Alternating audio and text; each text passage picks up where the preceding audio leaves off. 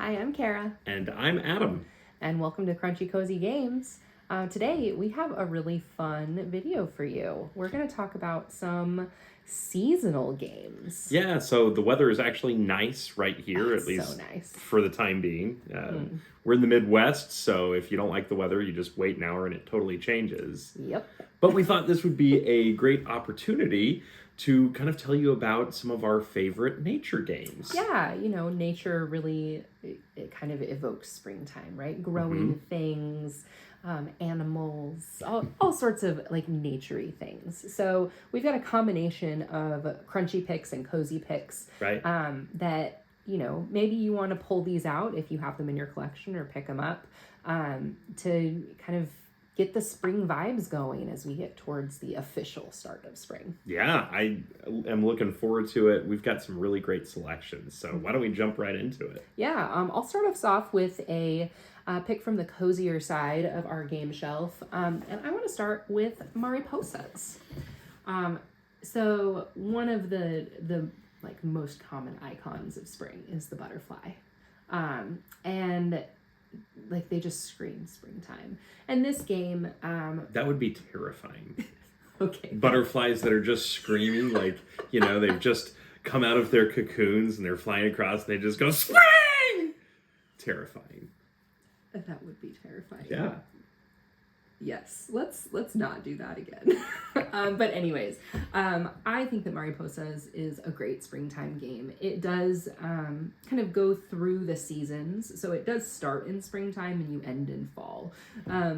So it is, it does cover a lot of ground. And these butterflies cover a lot of ground as well as they go all the way down from, is it somewhere in Mexico, all the way up to Canada and back down maybe on their journey to, get food and make more butterflies. Yeah, this game is really interesting because everybody starts in the same location, and as you play your cards to move, you can spread out across the map, and it's sort of a generalization, and it's very abstract in how they move across. It is, yeah. But yeah, they do go as far as Canada. The trick for this game, though, and the spoiler that I will tell you right away, is you have to manage very carefully how far your butterflies go. It's so tricky. Because they have to get back. Otherwise, they do not score. You also have the issue of the butterflies that you create in your first season. The level 1 butterflies, as you were, will be gone in the second season. Right. You go through several life cycles of the butterflies. Right. The level 1 butterflies are the ones that are just mumbling springtime. And then the next level is in summer, and they might get a little further on the map. But then that fourth level, wherever they start out, however far you've ventured, they have to make it all the way back to the start in order for you to score points for them. So it is, it's a cozy game just because of the theme, but it's fairly crunchy just because of that. Yeah. That level of strategy that you have to be able to win it. So, for sure. Yeah, so Mariposas is a lovely spring pick. Great choice. All right, our first crunchy selection is one that is very cozy in theme, and that is Honey Buzz. Also, Honey Buzz has some of my favorite pieces. The little honey bits that you get are like squishy and adorable. But this game is basically you are capitalist bees that have decided that they're going to sell their honey for profit. And the way that you create little honey bits is that you figure out how to arrange these 2 tiles to form honeycombs. And depending on how those honeycombs are formed, you're going to get a different quality honey. There are little actions that you take that are printed on each of the 2 pieces of honeycomb, and you activate those pieces to create honey, sell honey, or take extra actions.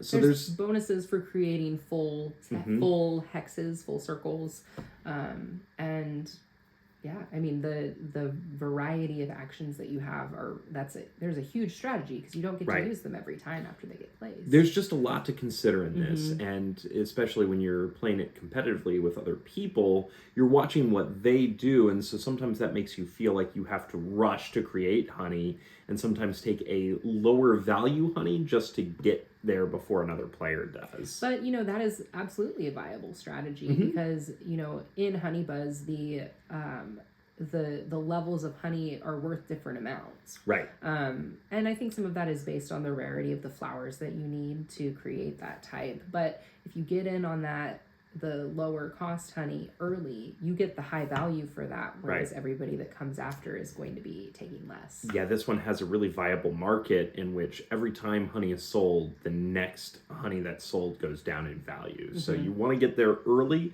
but you also have higher scoring honey and lower scoring honey. So you're kind of running that risk reward of, okay, this one's going to take longer to produce, but I can sell it for more. Is it going to be worth it? Right. So yeah, I love it. I think it's adorable. Also, just take darling. a look at the back of the box here. I mean, this is the type of game that it is. It is super cute, but don't be deceived. There's a lot of crunch to this honey. Oh, so good. Honey Buzz. All right, my next pick from the cozy side of the house is Parks. Love it. So this is a lovely travel game that is all about visiting national parks. And as you travel along the trail with your two hikers, you're visiting different types of terrain, collecting different resources, and, buying things like binoculars and canteens, things to help you along the way, maybe visiting something and sharing a campfire. But one thing that I love about this is just that the art is so striking as you are, collecting your visits to the national parks. The pieces, the storage solution is so cute. It comes in like this little container that is shaped like a tree branch. It's very darling. It's so cute. Well, and I love this game because of the minimalist art. I mean, everything from the cards that you're playing to the pieces that you get, it is just very serene. It is. And, the idea of traveling around to visit national parks is also just like, it's like nostalgic. It's something I'd still actually like to do. Yeah. I feel like it's like classic American vacations, Oh yeah. And I just love collecting that art. I love when you take the photos, when you do that action, you get the little photo chips. There's just so much to love about this game. And it is one that has good gameplay at a variety of player numbers as well. We've played it at 2 and have had a really good time, and we've played it at 4 and have also had a really good time. It's a great, fun game to bring to the table. Great for any time of year, but especially in springtime as people start traveling to a lot of outdoor locations and experiencing nature. Yeah, I agree. Great pick. Yeah. Okay, the next one on the crunchier side is the Wolves. Ooh. So I really enjoy this game a lot because it's got a very interesting mechanism for taking all of your actions. In which you've got these 6 different tiles that have the different types of terrain, of which there are 5. And then you have, depending on which faction wolves you have, like the tundra wolves or the mountain wolves or the plains wolves, you're going to have a tile that's the same on both sides for that home faction. The way that you take your actions is that you flip over 2 tiles, and that's where you can move to or take over other wolves or recruit wolves from. So it's a really interesting gameplay mechanism tied into this really gorgeous artwork of all the different wolves. It's a little cartoony, but it definitely is. It's still very evocative of nature. I mean, you really do feel kind of like you're a pack of wolves. Yeah. It's a really interesting way of doing it because essentially what you have here is an area control game where you want to have the most wolves in an area during different phases of the moon. But that area control game shifts, so you're constantly moving just like a pack of wolves would. Right.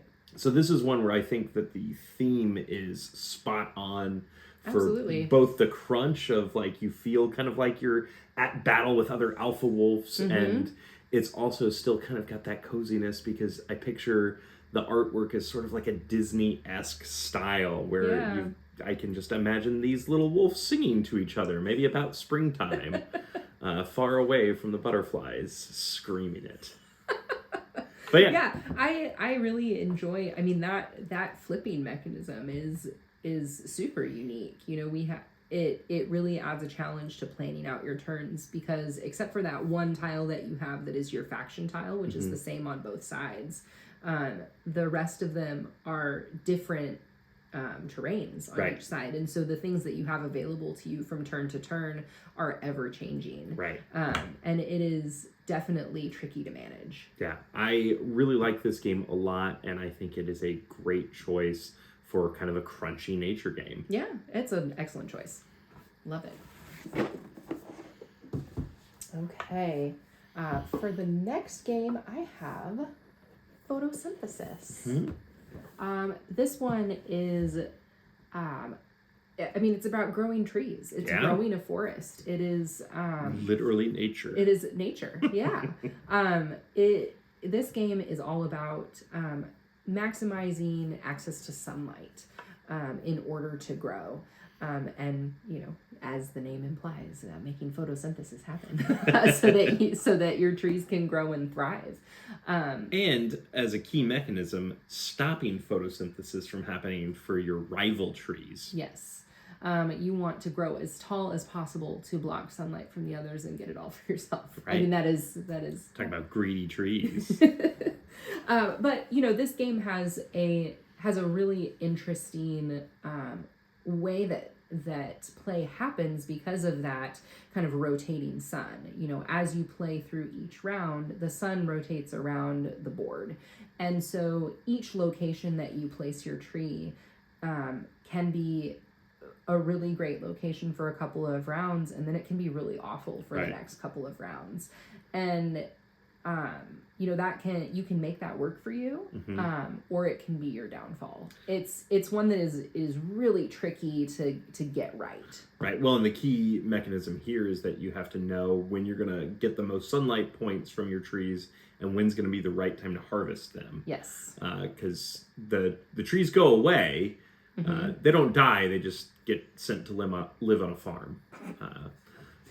But you know, when you get your tree to that tallest, to the third level, and then that tree dies, then that's when you goes to live on a farm. That's when you get the points for that level. Right. You know, there's increasing points as you go further into the center of the board, and so you know, battling for that like high point token at the center of the board, and then trying to get as close as you can, is really, you know, that's really the challenge of the game. Right. Because, you know, you can have all of the trees that you want, but at the end of the game, the trees don't actually score you any points. Right. It's all about those scoring tokens that you have. And so, like you said, you really have to balance the timing of how you're going to play your trees. Yes. Yeah. Great pick. Photosynthesis is such a good nature game. Definitely. Okay.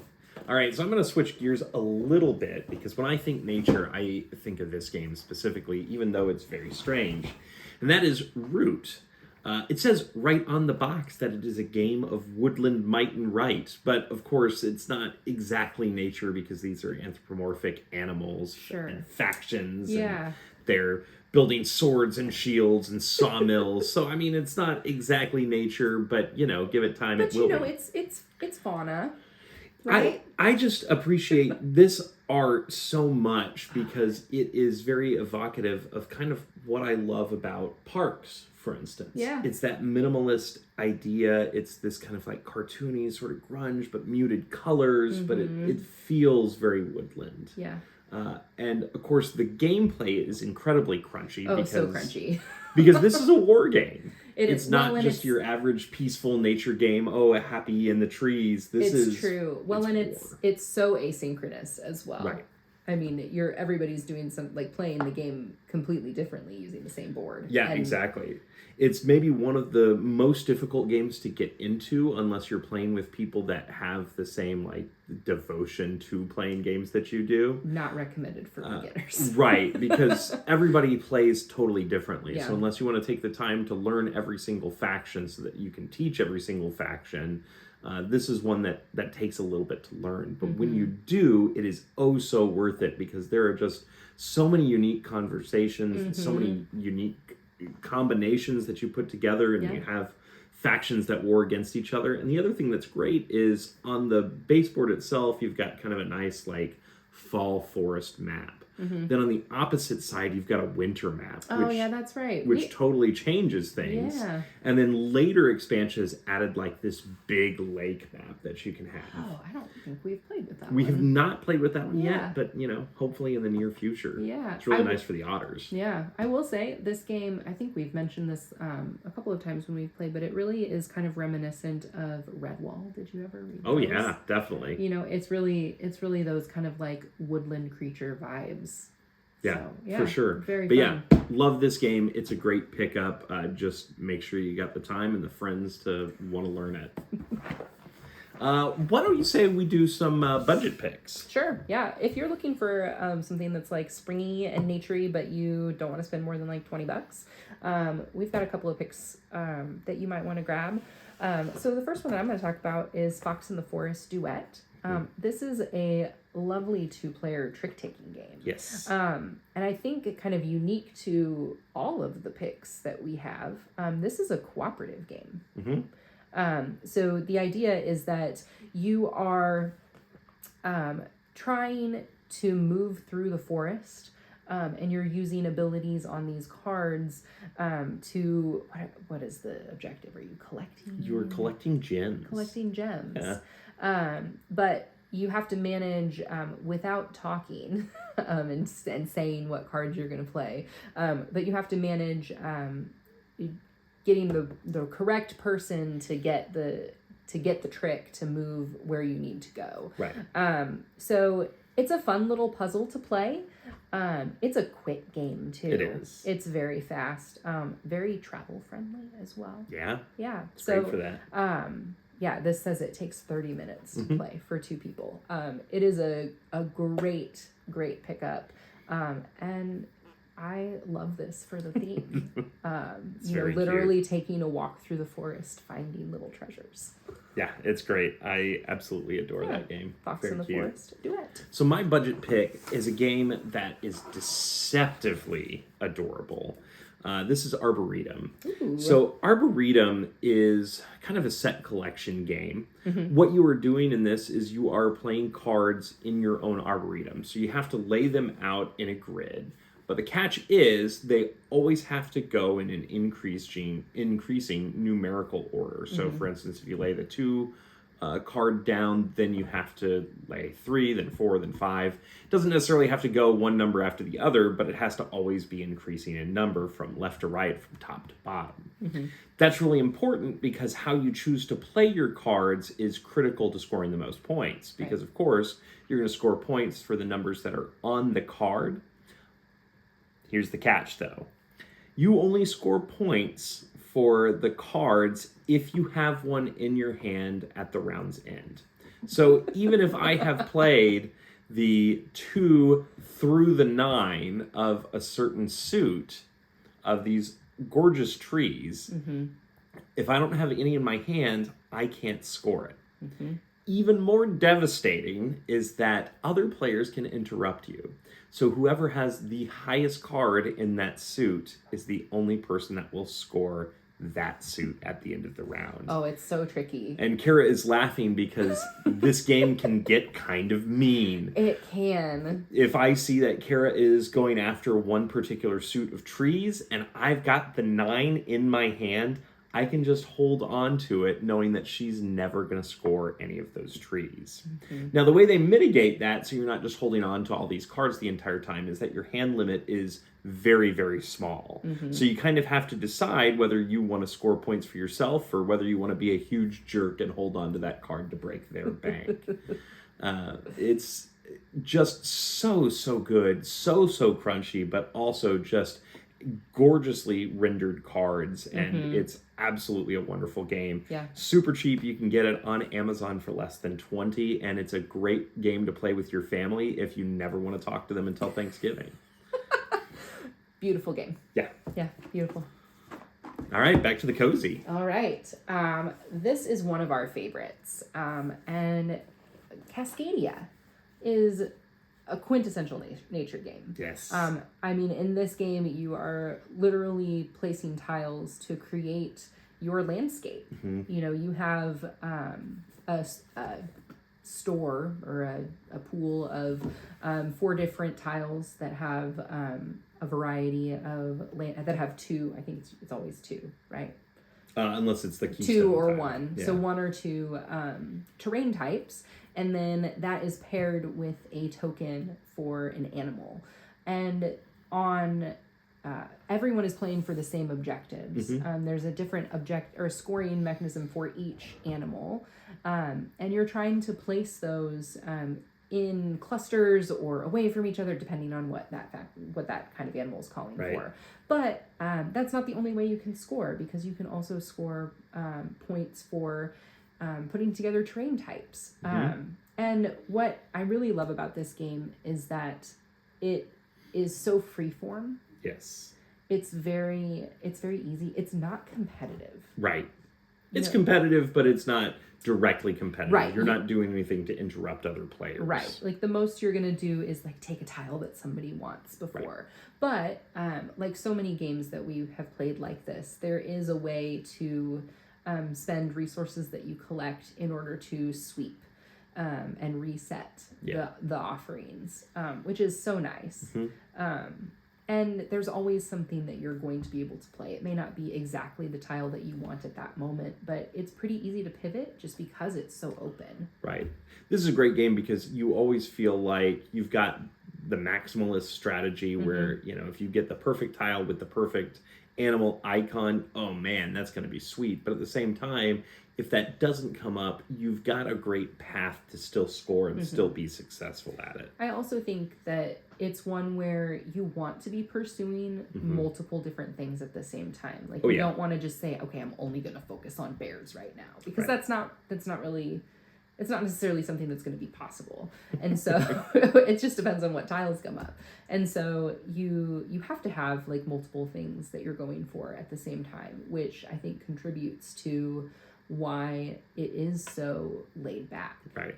Now, if you are actually out in nature, you should solely focus on bears, because that's the only thing that's going to come after you. So sure, keep that in mind. Right. Yeah, maybe don't go for the pairs of bears in real life. So Cascadia is a lovely, lovely nature pick. All right. So again, this I think is very evocative of nature, but it's not so realistic, and that is Everdell. It is definitely like fantasy nature. I 100% agree. And you know, I feel like I stole this one a little bit from you because it is a very cozy game. It is a very cozy game. I mean, but you're building your tableau of animals, you're building your village, you get a husband for your little mouse wife, and they have a little child, and they sweep a little cottage. It's adorable. The postman's a carrier pigeon. Yes. Like, it's so cute. It's a darling game that also has just loads of strategy built into it. At its core, this is a worker placement game where you are placing your workers, and you get more workers just about every season, which is fun. Those workers can either be used to gather resources, purchase cards, or some combination of all of those things, or just get more victory points for the end of the game. This is a great game in terms of engine building as well as just connecting all of those dots. Absolutely. And just like you were talking about Cascadia, there are multiple ways to win this game, whether it is going all in on collecting unique critters, or building, or using other people's spots that they have put into their tableau. Going for like the secret objectives that are sitting on the level of the tree, or the like standard objectives with like the big cardboard tokens. I would say this is a great sneaky game to get people that have said like, well, I like some games, but I'm not really sure that I'm a board gamer. This is a great way to make a board gamer, because everybody's going to look at the cards and be like, oh, this is really cute. It's so cute. It's deceptively crunchy. And then as they start playing rounds, and I do think it takes probably 2 games of it before it starts to really click and you get a feel for that strategy. Sure. But once you once you do, this is a fantastic game that I love bringing out for groups of friends. Yeah.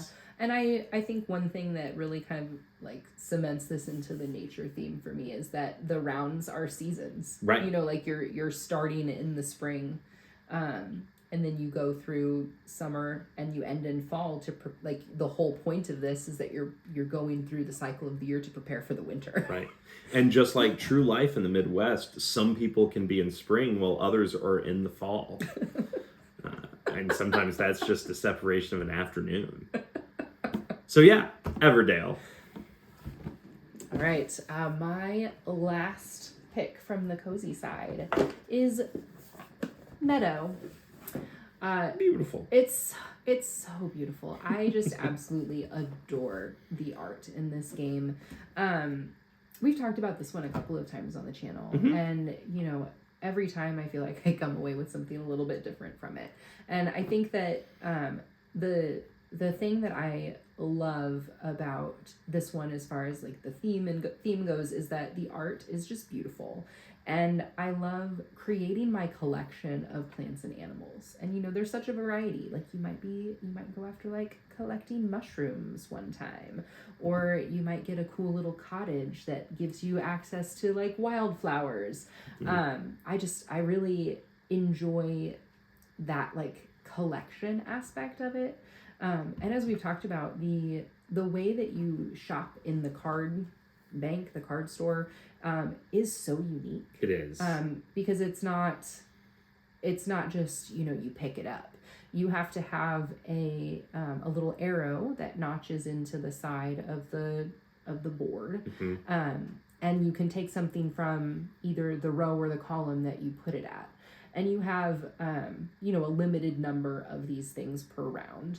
Well, and they have increasing value. Like they're numbered 1 through 4, I believe. And so when you use your 4, it's going to be a much more powerful action than your 1. And so if you really need a card, you might want to slide your 4 in there and then wait for your 1. Yeah. So it's very interesting in that regard. It is, yeah. And you know, it is possible in like towards the end of a round that somebody could get locked out of a card that they want because both the row and the column has already been taken. Right. And well, because that number also applies to which card you can take. So if you play the 4, well, it's got that strongest action, then you have to take the 4th card in that row or that column.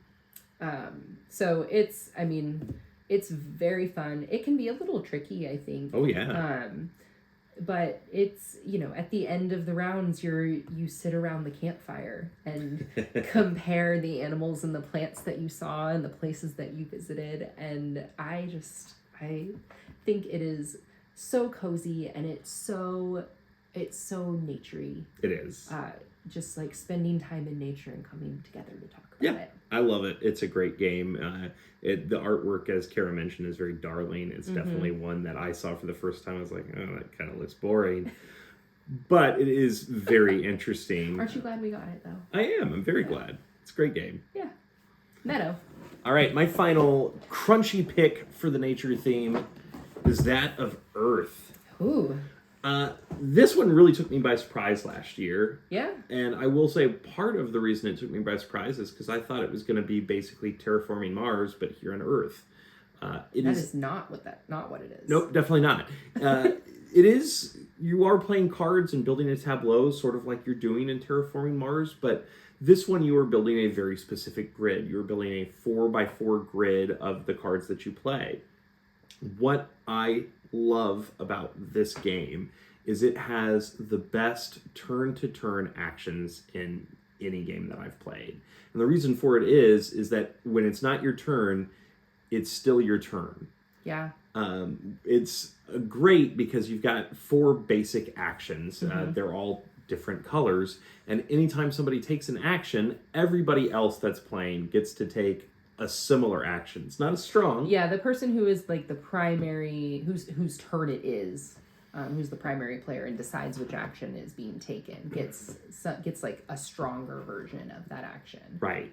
And so you've got multiple things that you can be doing, and there are so many great ways that you can get a path to victory here, whether that is growing your sprouts, playing more cards or just composting everything in your hand. Yeah. It always feels really satisfying because, so many times in these games, like even Arc Nova, which I also adore, you draw cards, then you're just like, I can't use any of these. Yeah. Earth allows you to turn those cards into points by composting them. It's true. So even when you get a draw of cards that you're like, I don't want any of these, that's okay. You're going to be able to get rid of them and score more. Well, and it's more, there are some games where there's like a tuck mechanism where you can like put a card behind something else if you don't want to use it. But this one is, I feel like it's a more powerful version of that action because you can't, when you do that tuck action in other games, it's based on a specific card in an engine. Yeah. But in this one, it's just a generic, like, you just trash this card, it goes in your pile of points. Right. Well, and the other thing I love about Earth is that you're constantly running that engine. So whenever somebody takes the green action, you get to use every single one of your cards to take that uses that green engine. Now you always have to do them in the correct order, so you have to go left to right, top to bottom. But that means you're getting more stuff for future actions. Yes. So whether that is more soil to put plant cards down, or you're getting more sprouts, or you're getting more leaves, it's just fantastic. Well, I also think, so something that is funny to me about this game is that, when you think of a game titled Earth, you think about Earth, the planet. Yes. But really, what Earth the soil. Right. It is the dirt. It is the soil. It is what everything's Right. growing in. And I think that it's a little bit of a misnomer. Yeah, but I mean, you can't name a game Dirt. I know. It's just so striking. It's such a fun little like extra thing. You're like, oh, I'm playing Earth. Yeah. It's just fun. Yeah, I totally agree. This is one of my favorites from last year. I highly recommend it to anybody that's looking to get invested in crunchy games because it's not super crunchy. It's a great one to pick up and kind of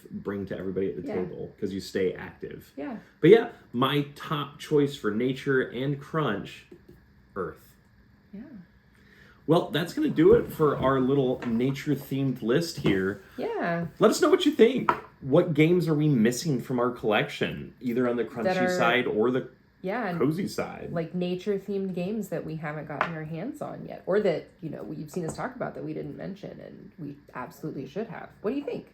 What are your favorite crunchy nature games? What are your favorite cozy nature games? Be sure to let us know in the comments. And if you haven't already, be sure to like and subscribe. We try to put out a list like this every week, so you'll get notified when the next one drops. Until then, this has been Crunchy Cozy Games. Thanks for stopping by. Bye.